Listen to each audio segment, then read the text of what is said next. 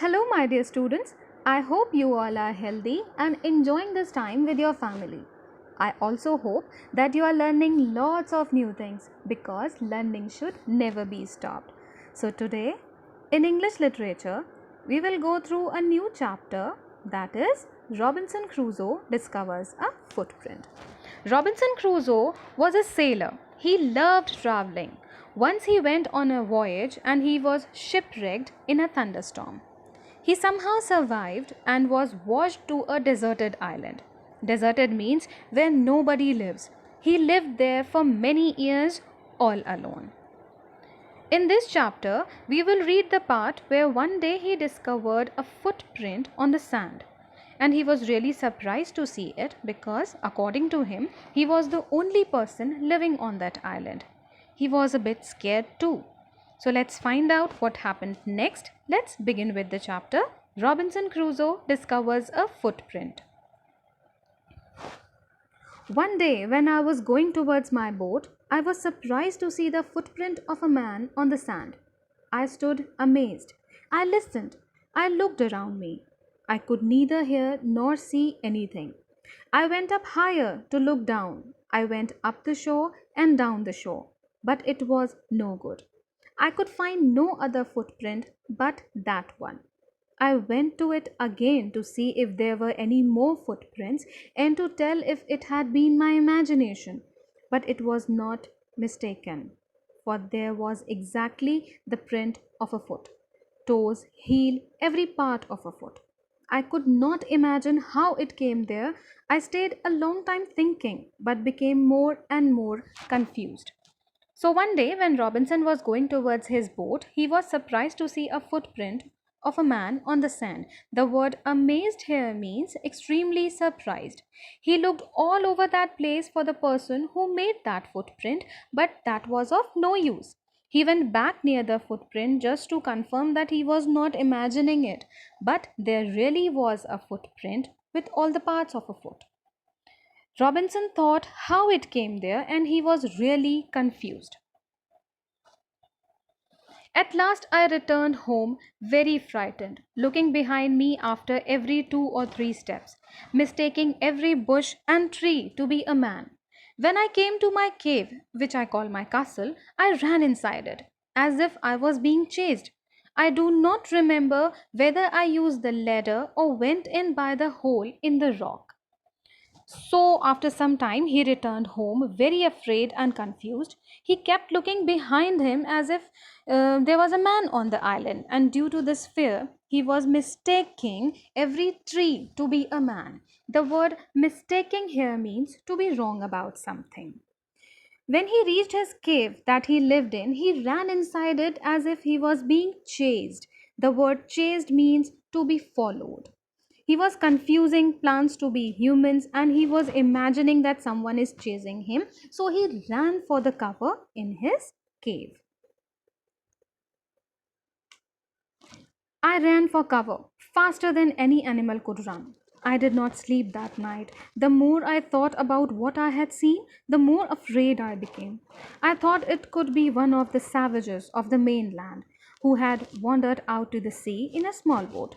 Luckily, I was not on the shore at that time, but what if he had seen my boat? If he had seen the boat, he would have realized that someone lived on the island and would soon return with others to kill and eat me.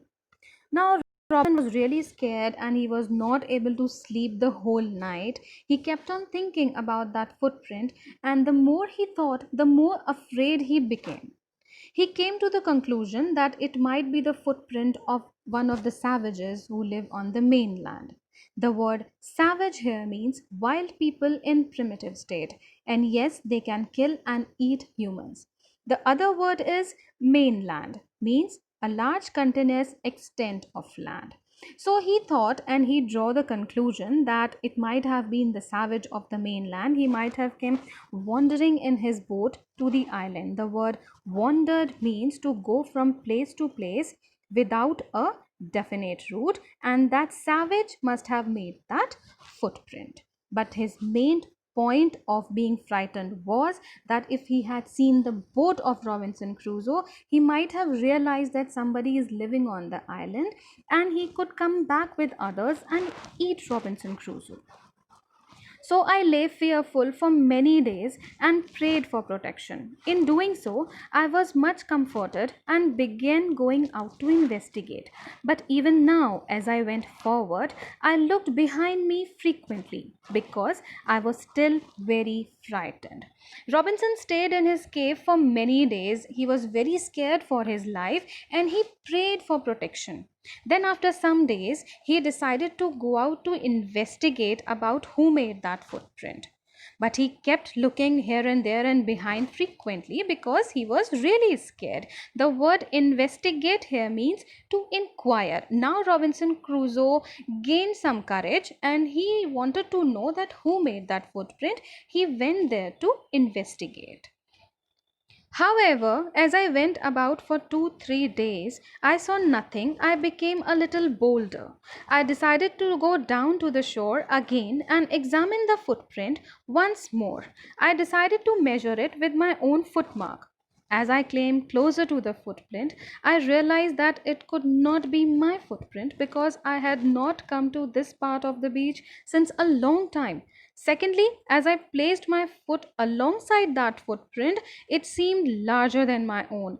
My fear returned. I went home again, believing that there was someone here. The island was inhabited. Now Robinson went to the seashore for 2-3 times and he became bolder. That means he became confident enough to go and inquire about the footprint. When he went to the footprint, decided to examine it by putting his own foot alongside it. When he went to that part of the shore, he decided to measure his again, but a thought struck to his mind that he had not come to that part of the beach since a long time. And secondly, when he placed his foot alongside that footprint, he found it larger than his own. And now he was sure that island is inhabited. The word inhabited means occupied.